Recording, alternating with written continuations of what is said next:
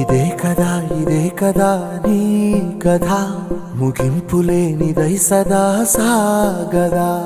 ఇదే కదా నీ కథ ముగింపులేనిదై సదా సాగదా.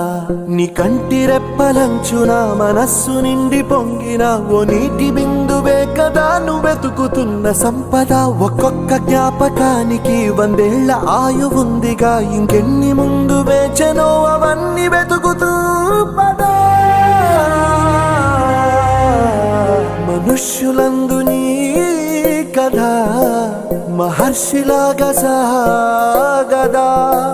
మనుష్యులందు నీ కథ మహర్షిలాగా సాగదా.